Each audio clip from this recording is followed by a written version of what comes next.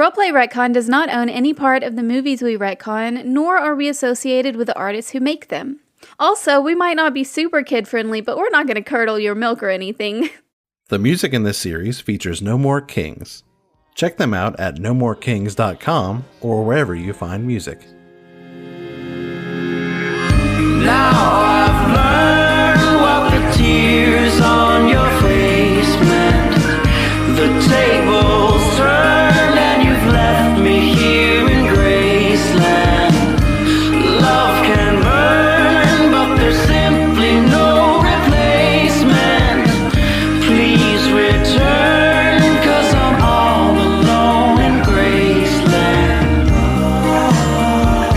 I can't help that I fell in love with you. Please, baby, don't be cruel. Hey everyone, hey! Hey everyone, hey indeed. Welcome to Roleplay Retcon's Rehash episode.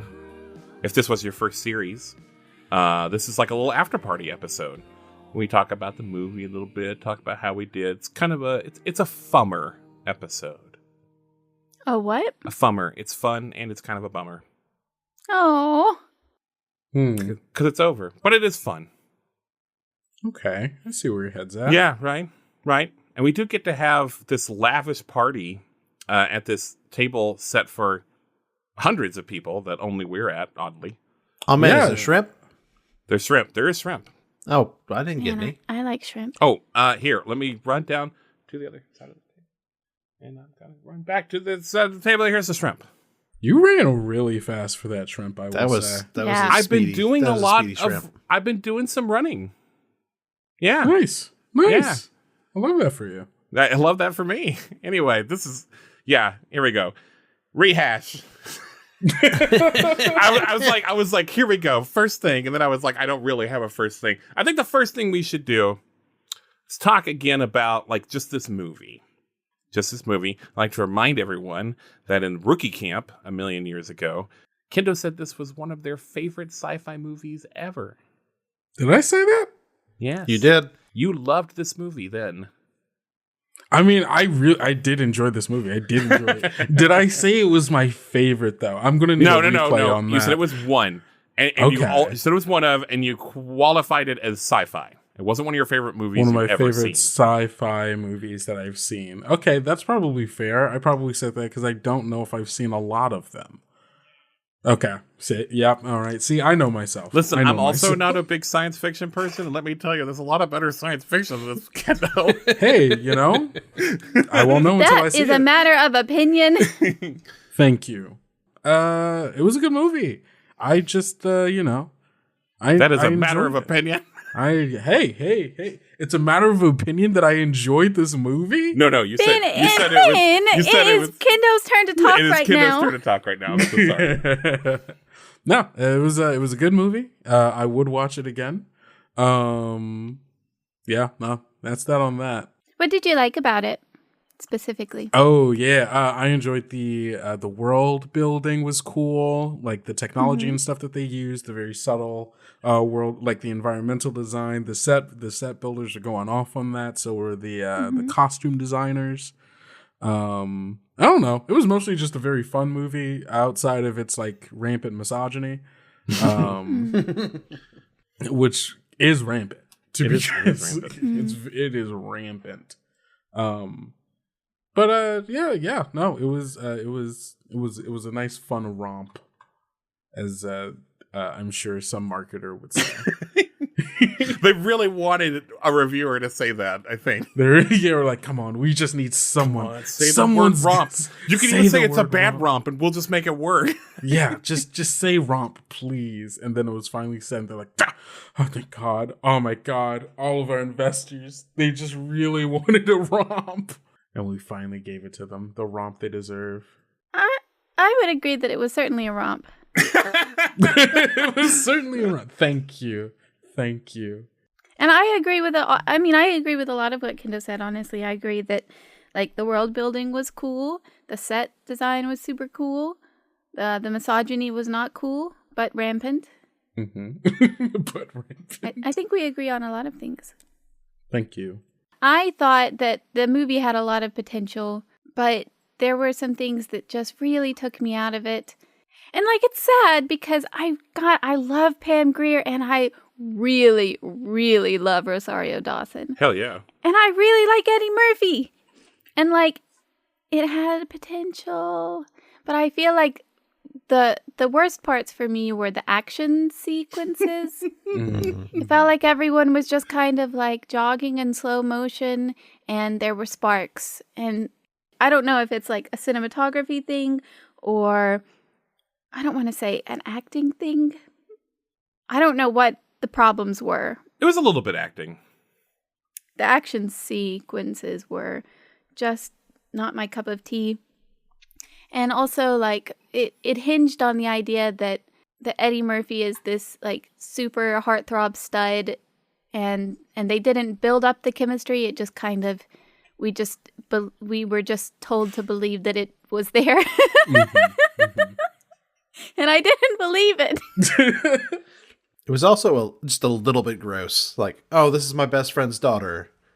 Gonna get all over that. Yeah, fortunately, they never explored that at all. So It was not the worst movie I have seen, but I think it moved too slow, or it moved too fast, or I don't know, maybe it was a pacing thing. I think for me, this was not the movie that was sold to me through the commercials, the trailers for it. Because I thought this was going to be like this kind of campy, like detective story, pseudo like superhero guy, like Eddie Murphy running around in a spacesuit. And the movie was not that at all. Yeah. I said at the beginning that I felt like it was a vanity project gone wrong, but I think I've changed my mind on that. I think it's the opposite now. I don't think that it went out of control. I think, to me, that it did everything by halves. Like, sometimes it's trying to be of like Futurama-style parody of pulp sci-fi, and then sometimes it's trying to be the thing it's parodying.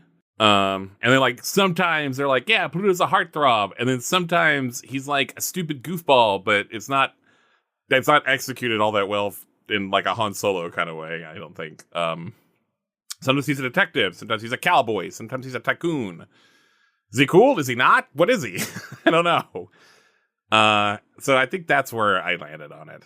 I kind of agree though about the world building, and I think the reason why it just didn't hit me as much is because when I am either reading or writing, like if I'm consuming or creating, that's my least favorite part. I don't like world building. I don't care about it all that much.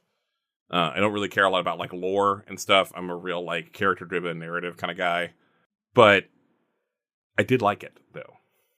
Yeah, I liked that everything looked like Universal City Walk or Downtown Disney or whatever, you know?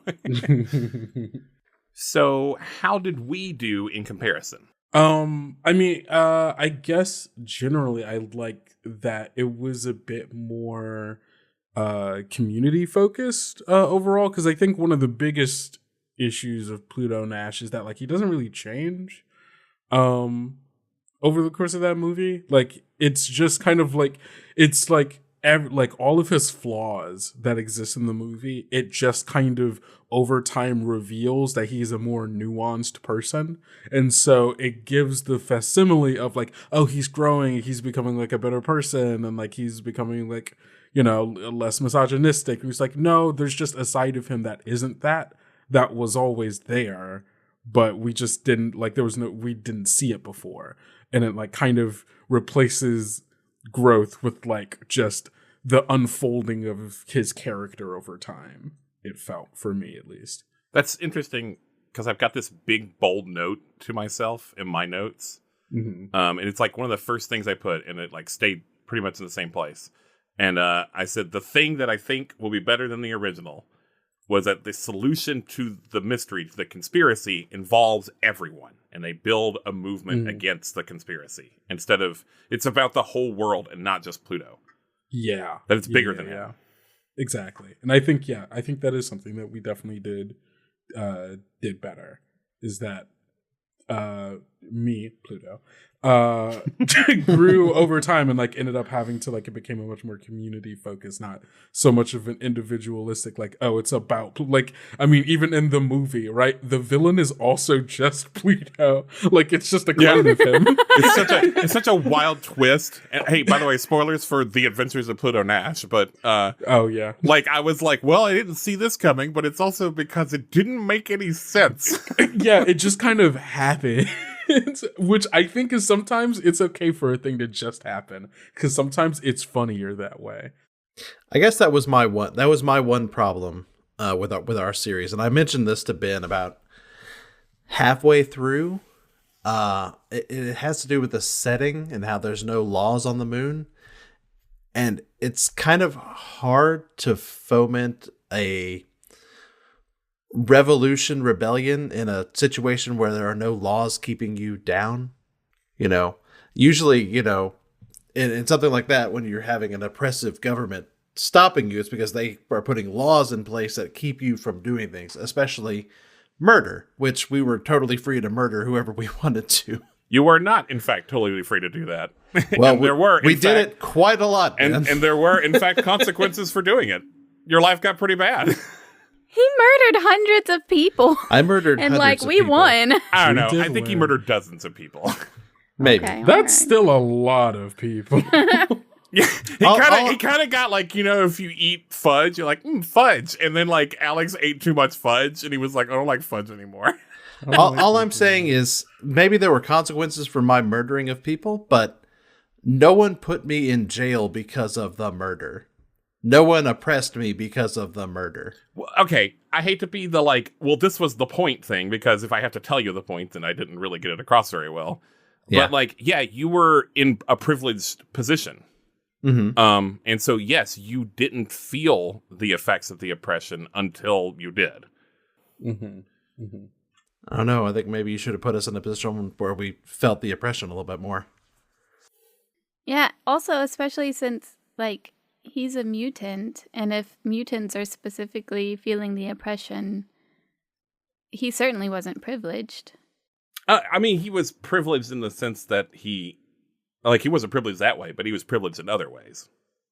Yeah, like there was like an economic privilege of like had someone who was willing to give him a job and like pay him potentially more than other people, and then also protect him from people who would do things. Now, granted, yes, Leroy was definitely the least privileged of the three of you. Yes, But I don't know, that was my one thing. It didn't click with me. I wanted it to be like, to understand that like to make the point that like fascism is not just a system of government. It's a philosophy. It's a force. Yeah. And so like it can exist without government. Yeah. I personally didn't ever feel it or see it. I think I understand that. I guess looking back on it, really the only major pressure that we felt was like I was the only one who felt pressure from like the economic standpoint of like, not even economic, it was just like, oh, these incredibly rich people are coming. It felt like I guess, to what degree is the capitalist like bigger businesses and corporations squashing like competition and putting like smaller businesses, mom and pop shops, so on and so forth, like out of businesses. Like, to what degree do we consider that like oppression? That is a kind of economic oppression, but that isn't like, I think that's as much as a world without laws can really get, without systems to maintain or like set a status quo of like who are the people in power, which at that point are just the people with money that can get away with doing anything that they want in a world without laws. And like that is the kind of oppression that we faced primarily. I think looking back, seeing how much of a big thing mutant oppression ended up playing in like the middle to late half of it. I guess if we had known that going into it, we could have played into that a little bit more. I'm sitting here thinking too, because I'm thinking about Yeah. like not seeing it and not feeling it.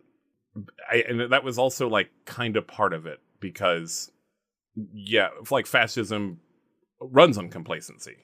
Yeah. But then that's not very interesting in a story, now is it? Yeah. So maybe that's like a problem. Yeah. Yeah. But I think we got to a point where it's like that becomes like the thing, right? Or at least for Pluto, is Pluto's recognition of his own complacency until it affects him. I guess me and my character engaged with it more than I can't really, obviously I can't speak for Jincy or oh gosh, oh no. What's my name, Kendo? Oh no. You can't read the screen. Alex. I changed it. Yeah. Here's the thing. It wasn't that I didn't even remember your name. It was I was going to switch you and Ben's names, and I was like, that's not right. Hey, you won't be the first. Yeah, when Alex and I started hanging out, he called me Nick for like a month. Okay, that's a particular thing, because I have two brothers named Ben and Nick. And so I have a friend named Nick who I call Ben all the time. You were in a hopeless situation. I completely agree with that. That's too funny. I think it was maybe a little slow at the beginning, because I set up this like mystery, and like maybe I did a good job, maybe it was intriguing. And then like the gameplay may have not been like very amenable to that, because it's not a mystery solving game. And so I was like, no, you're not supposed to be like going and shaking down people for clues. That's not how this works. And then like, so it took me a couple of sessions to like, I was like, okay, well, I'll just lean into that. I'll retool it. we're gonna change gears, and we're gonna do it that way. But I think that's maybe one of the reasons why it felt a little uneven at first. Jincy, what did you think? Yeah, you've been very quiet, Jincy. I thought it was different. It was definitely different from the movie It was different from the movie. in a lot of ways. I don't know. It's hard for me. I feel it is also hard for me to compare the two. Yeah, they are kind of very different stories. Jincy and I think Jincy and I approach this differently, in opposite ways. Like, yeah, I tend to like just take a few things I like from the original thing and then like pretty much make something different out of it. And then Jincy kind of likes to like just do the thing. Like, it's going to be different because that's how this shakes out. But like, we just did Phantom of the Opera, you know? I mean, it was set in the 90s, but we just did Phantom of the Opera and it was cool. That's certainly not a criticism. I don't think that it's a bad thing that it was different. And I'm not a criticism of you either. I just think it's interesting. I just now realized like how different our approaches are. Yeah, I mean, I had fun. Okay, good. I think I kind of also agree that like I didn't really know how to do this game. Not that the game was bad, because it certainly wasn't, and we're going to talk about that next, I'm sure. But like play the game in the story that you had set up, and it sounds like you kind of recognize that also early on. And also playing like, because there wasn't like an authority that we were raging against. I mean, there was, but like others have pointed out, I also didn't see or feel that authority. So it was hard to rage against something that I didn't know what it was, or A machine, if you will. yeah, but it was a different kind of machine that was like completely hidden. Like a typewriter. So I don't know. Man, to that though. So one thing that I feel did not work, and I'm going to probably cut it. Was there was this like central figurehead, like Fallout style villain that they like meet at the end. They met at the end of the finale. that he was named as Rex Crater, and he was like a head in a jar, and he was like, it kind of revealed himself to be like sort of the puppet master of Graceland, but like you guys were like so done with it at that point. It was just like this dude. It was this dude coming out and was like, ah, ha, ha, now you get to be a part of. It's like the end of Now You See Me, right? Right. Where like you do the whole heist, you do all of it, and you're like, okay, yeah, this was super cool. And then at the end of it, a guy shows up and he's like, magic exists. And you go, fuck off. Fuck you, that magic. We did it without magic. Fuck you. And that's not to you specifically. Like, that was just my reaction. Like, I think the character made sense, but my genuine reaction to him was like, fuck off, dude. I'm not sure the character made sense. Like, it was my plan from the beginning, and I think I almost cut him before the finale, too. I was almost like, well, maybe we don't need him. And then I was like, I'll put him in. And now I'm like, I should just listen to myself. So I'm pretty sure I'm going to cut him. But what he was basically me using him as like a device for me to like tell them all my like secrets about the world, all of my world building, which I hated doing. But I did put in the work, and I was gonna spill it all. And like I may end up just like probably cutting it and maybe put it on Patreon that you can hear the like alternate extended ending with Rex Crater. Because I did have a cool voice, if I'm being a little nice to myself. But he revealed that like there was no Jonah Grace, that she was just like this Betty Crocker, Mavis Beacon style like made up person that was so that there would be someone to worship, because that's in the fascism toolbox. It like requires adoration of a central figure. But I wanted to twist on the usual real world formula where, since there wasn't a government on the surface, that person that was being adored wouldn't be the person in charge. They'd be this fictional character that the secret figurehead would use as a like puppet, you know? Yeah. Yeah, but I also was just like, I don't know. I don't care. Yeah. Like he was trying to like make us make a choice, and I was just like, what kind of fucking choice do you think we're gonna make? I didn't even want to let him talk. We were trying to murder him, and Ben was like, please stop, can you just let me say the things before you murder me? I'm like screaming the things as as Leroy is like putting him in his gullet. Like, yeah, he's like, hey, come on, don't you want to know? Don't you want to know why I'm evil? And we're like, no, we don't fucking want to know. No one cares. You're evil. Oh, don't you want to keep up the oppression? Come on, you could benefit, or we could just get rid of it. I also realized that it was just like exactly the same thing that happened in Mario. That it was just Bowser being like, "Hey, you want to take over for me?" Wait, that happens in the Mario movie? Well, in our Mario movie. Oh, that you know what? That's very funny. Ben. Yeah. If it makes you feel any better, yeah, maybe you're just bad at being a fascist. Oh, there you go. Thanks. Hey, thanks. Yeah, thanks. I don't know. I thought I was actually pretty good at being a fascist.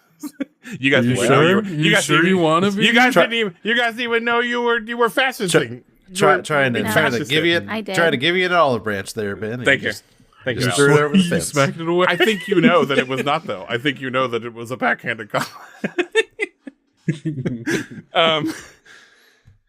But yeah, I know. I'm almost certainly going to cut that, because honestly, just with the seeds and then with the like nice little montage ending, I really think that's going to be good enough. I haven't edited it yet as of this recording, but I think that's almost certainly going to happen.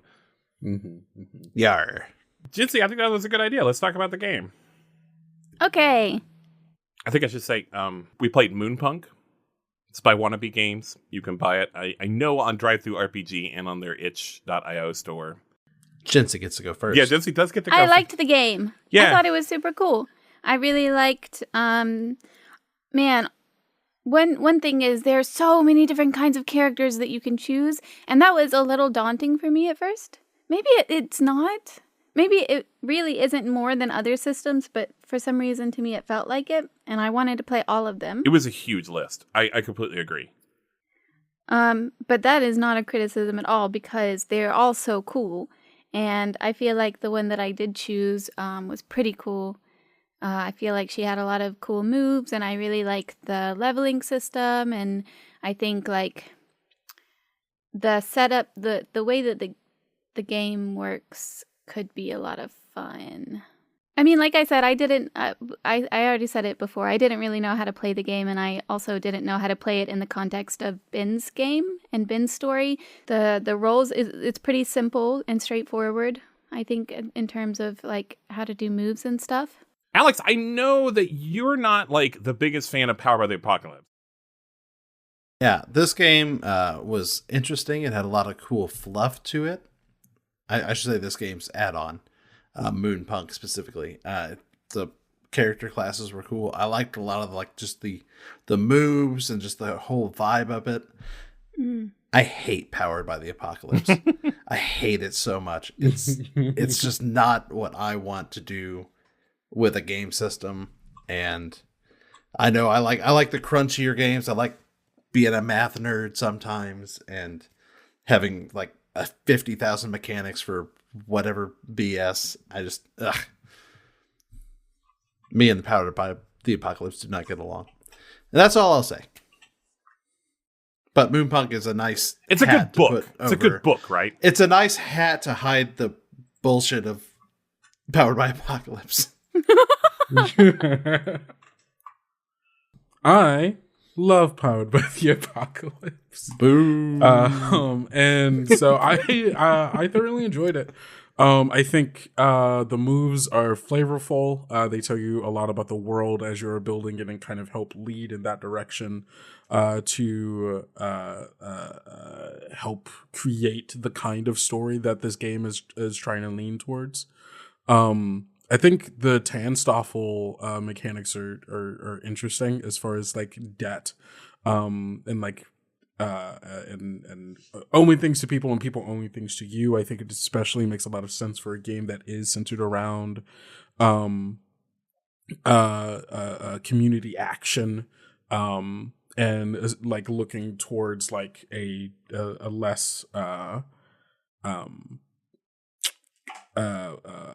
money and like capitalistic sense of like of like how people interact with each other. Like it's not just, oh, like you owe me this amount. Like a debt can be money, but it can also be like, oh, you did something for me, I'm going to do something for you. Or, hey, you did this thing that I think is super awesome and I want to live up to that. And like that, like it finds new ways for people to engage and relate to each other outside of just like, hey, you want money? I've got it. Or you have money and I would love it. In a way that I think is cool. The tag system is also interesting. We didn't get like terribly like too much into the tags. Not necessarily that like we should have. I think it maybe came up you as didn't. Often. I mean, I'm sorry, you did. I'm sorry, Ada Bird. Yeah. Well, there was one tag. There's one beautiful tag. One beautiful tag. Eating pigeon. Pigeon eater. Yeah, I thought I liked it. I thought it was cool. Yeah, overall, I like Moonpunk. It's a really solid sci-fi game in a place where I think like a lot of there aren't a lot of Powered by the Apocalypse games that are just like you're fun. In space. No, that's not what I was going to say. That just like you're in space and like you're doing like a thing that isn't like Star Wars, you know, Star Wars or Star Trek. I think it's a nice little niche for anarchistic sci-fi narratives. Yeah, so this was indeed our first Power by the Apocalypse game. And I thought I wouldn't like it that much. It was this game that was made by our friends at Wannabe Games was just too perfect for this movie for me to pass it up, so I went for it. And I thought I wouldn't like it because it's all world building, and like I said, I hate it. But I also have to come up with like a lot of stuff off the cuff. But despite all that, I really ended up liking this. I don't know if I like Powered by Apocalypse better than I do Fate. Still, I think I still might like Fate the best. And I don't have a lot of other PBTA experience to compare this to, aside from like, you know, I listen to Taz Amnesty, you know, of course.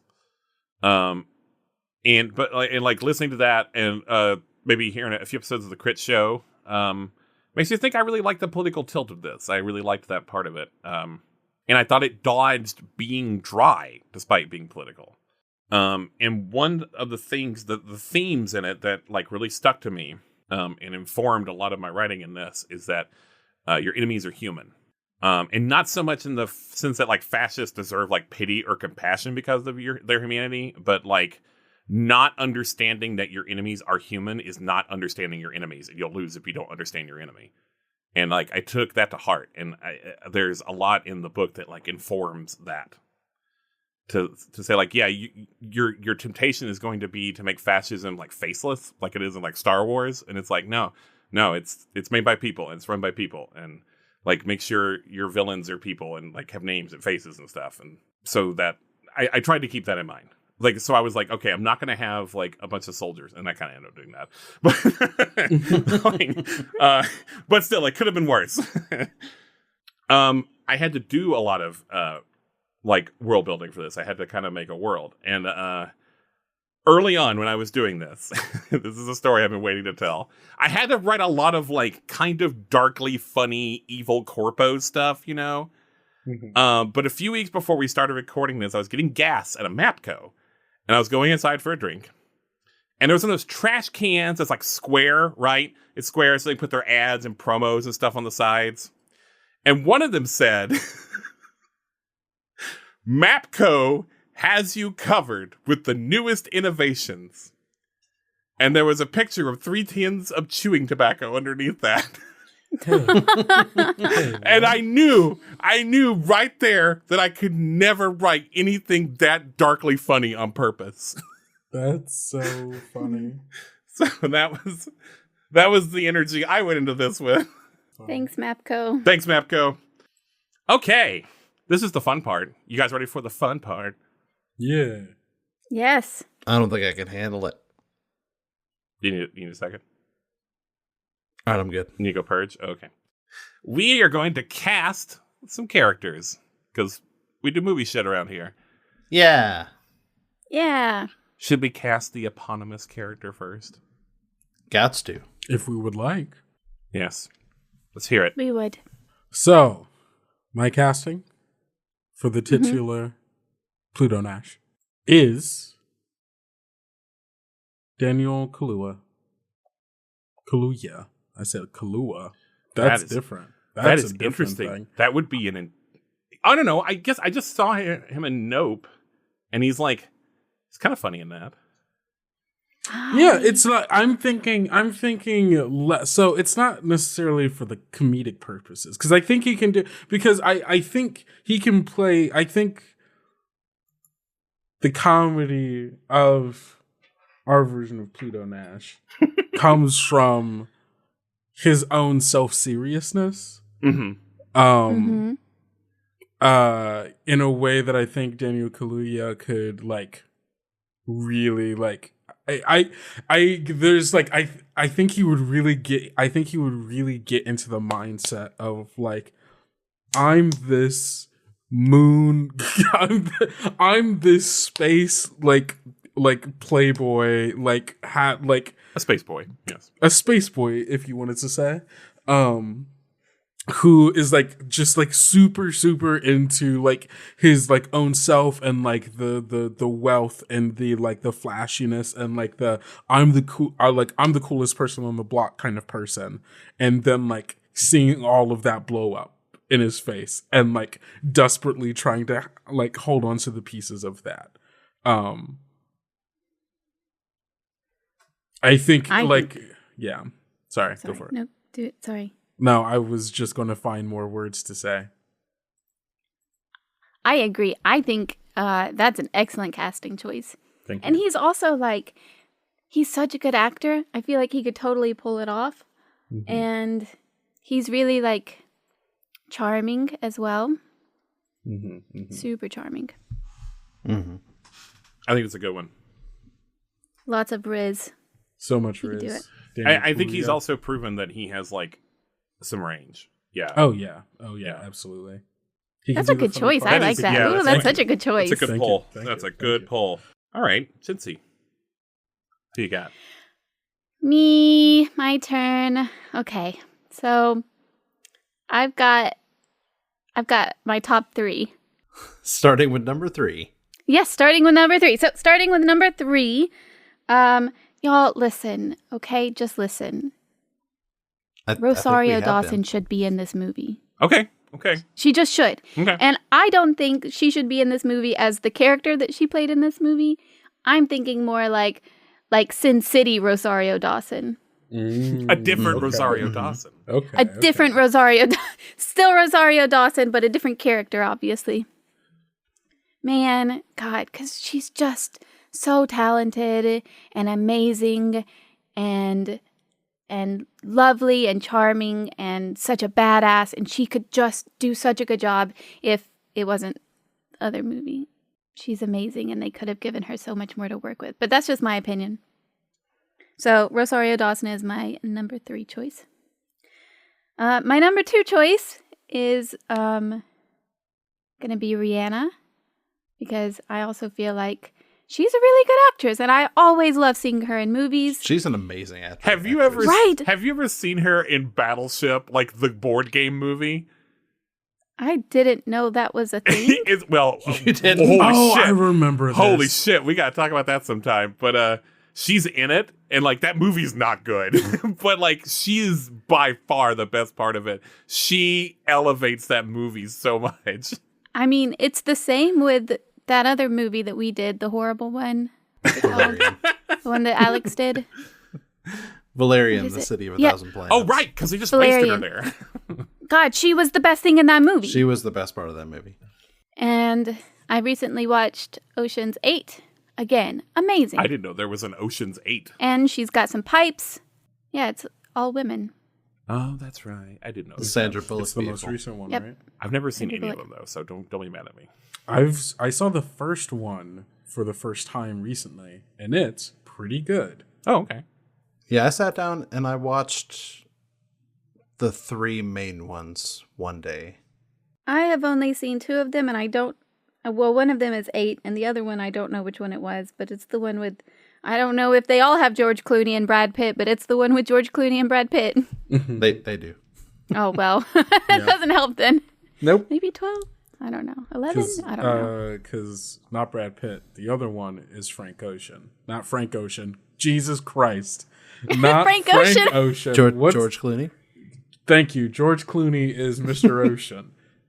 Yep, whatever his first name is. Yeah. Frank Leo. Not Frank Ocean. Frank Ocean. What is his name in Ocean's? I don't know. Someone Google it. Is it not Frank? It's- It should just. It's Danny Ocean. It's Atlantic. Oh, okay.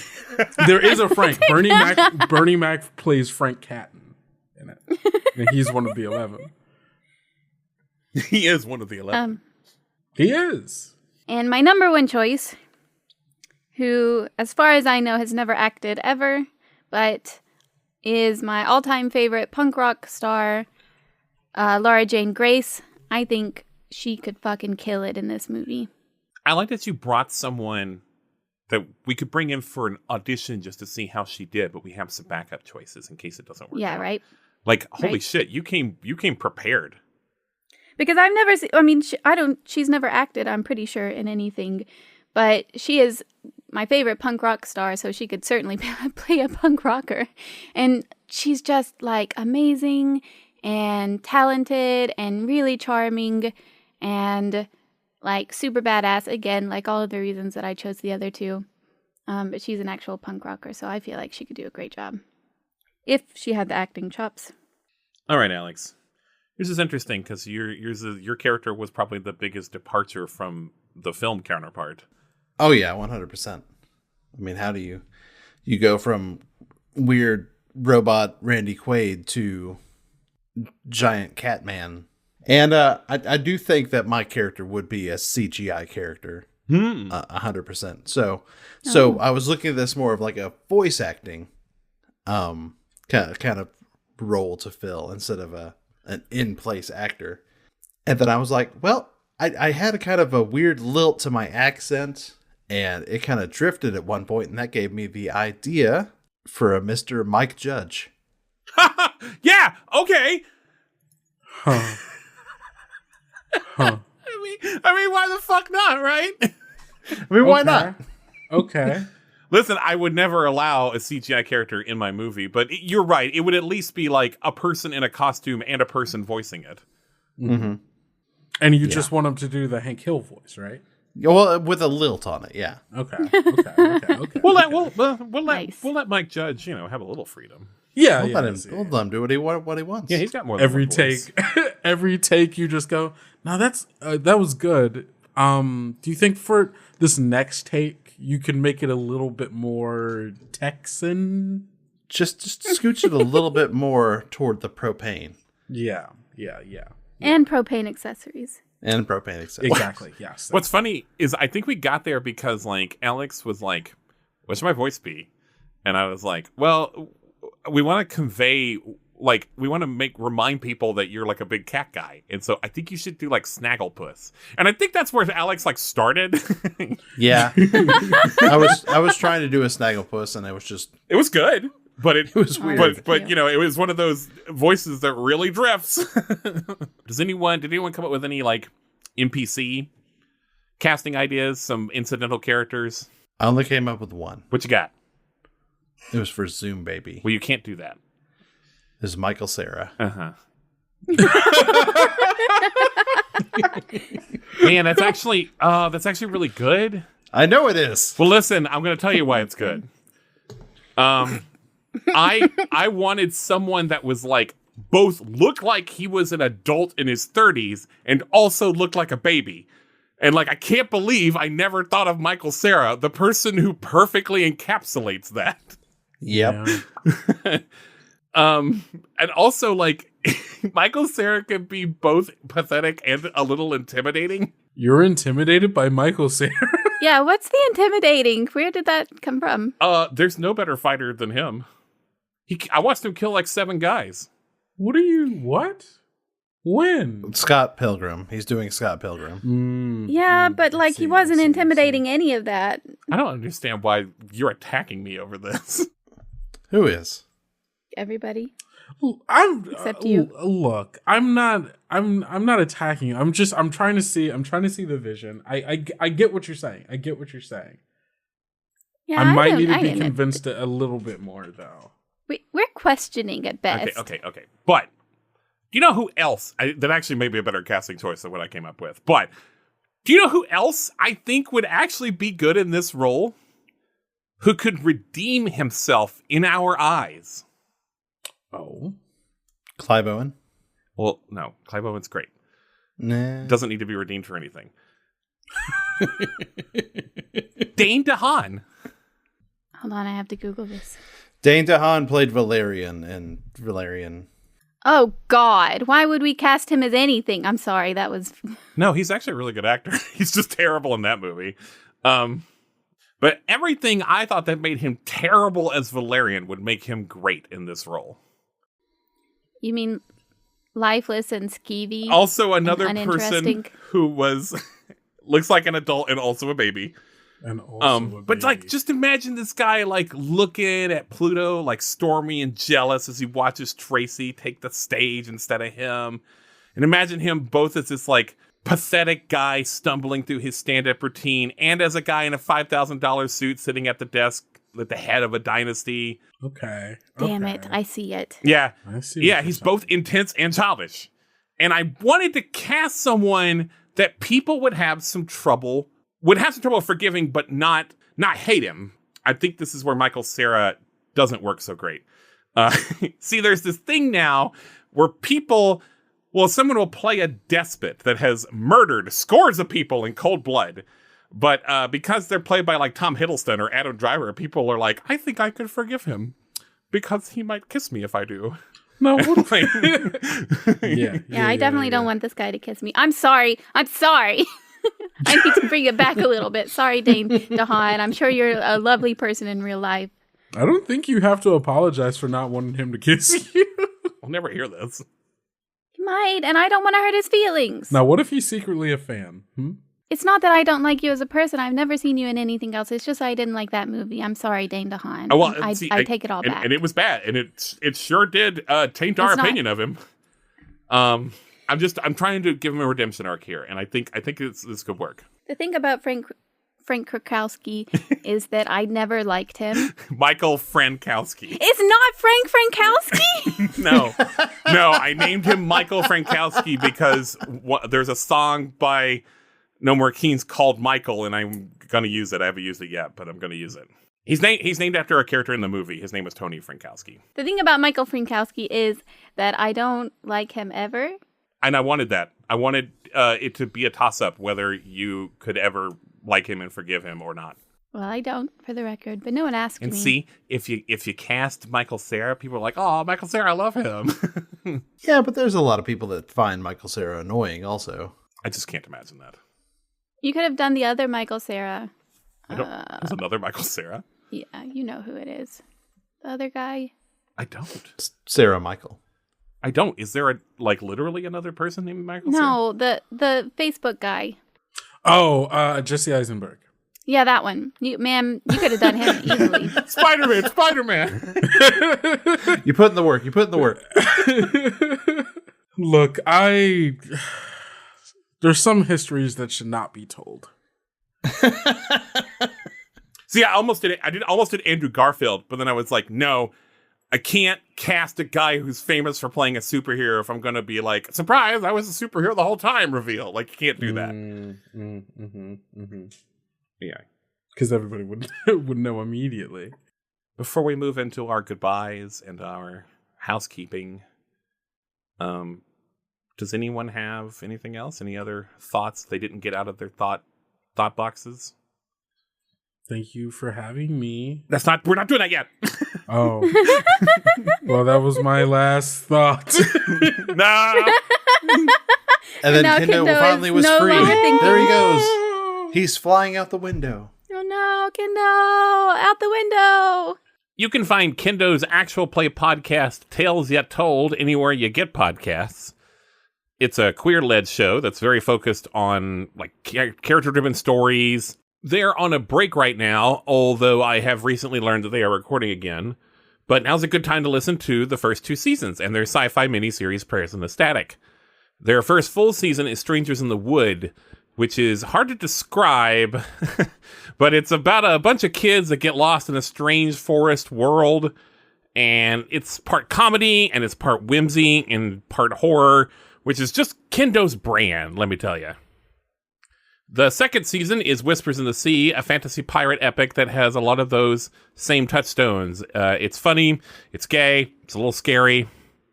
You can also just find Kendo in a lot of corners of the TTRPG world.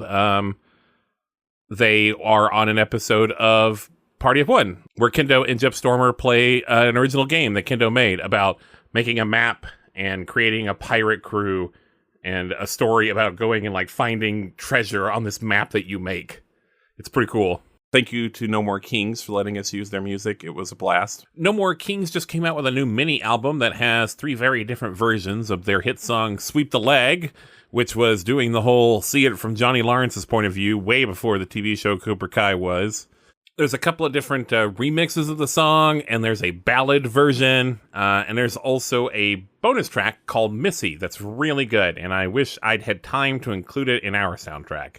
Coming up, our next thing is going to be a one-shot. We're going to do Disney's Home on the Range, which was not the worst movie, but it was kind of a flop by Disney standards. It made about $100 million less than they thought it was going to make, and it got kind of middling reviews.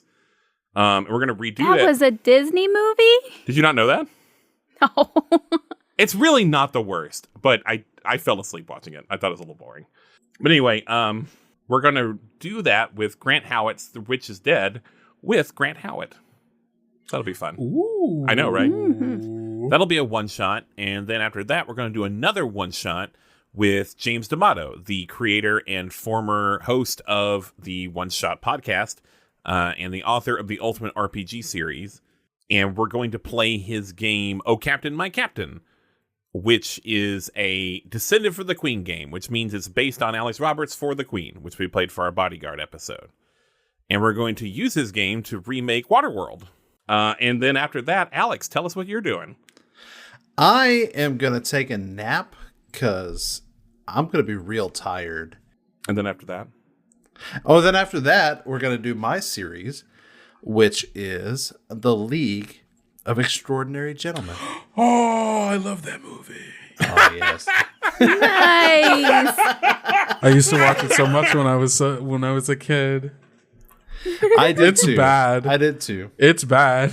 I forgot about when we were first recording this, and Kendo just like went through the list of the movies we've done, and they were like, I like that one, I like that one, that one's good. Bad movies are good sometimes. Okay. I'm sorry to interrupt Alex's announcements, but I'm sorry. me watching bad movies has it's like calibrated my tastes. Watch some bad movies on purpose. Oh, I do. I do because bed makes me sometimes.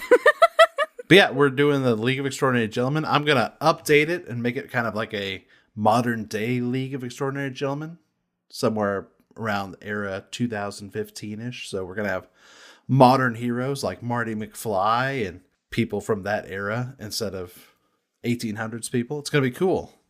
Haven't got all my ducks in a row yet, but we're going to be having our guests, some buddies of ours from the Flash Fantasy podcast, with Ryan, who's usually their GM, Laurel. Oh, we're also playing Savage Worlds because we're going to have so many more people that I'm just going to play a system that I'm used to. And I'm going to shut up about it. I am excited. I really am excited about that because like the first time we played it, we kind of played a light version of it, sort of. You automated a lot of stuff, and I feel like the way we're approaching the show now, I'm going to be able to get into it a little more. I love Savage Worlds so much. Well, I guess that's it. No, No? we got to say goodbye to Kendo. Well, I mean, that's what it is, though. We got to sing Kendo's praises. This is the fummer part. This is the bummer part. I think you have the straight bummer.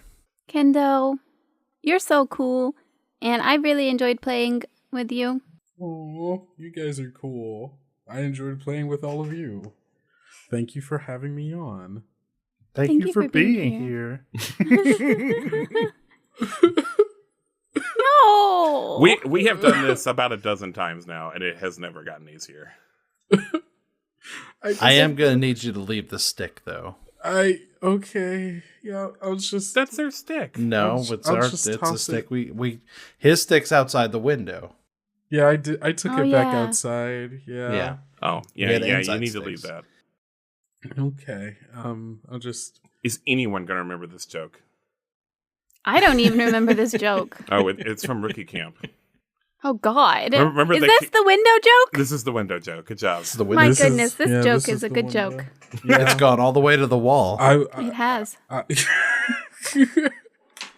Well, before I start sweating down my, balls, Your balls. I'm gonna I hate this. come out the way I came. Okay. Okay. Bye. Bye. Okay, no, we're going to miss you so much. Bye. I'm gonna miss you all so much. Bye, Kendo. Why can't this just last forever? Say it, Alex. Say it. Just end it. Bye. Bye, kisses. The moon can offer no relief. His cell phone shakes him from his sleep. It always seems to be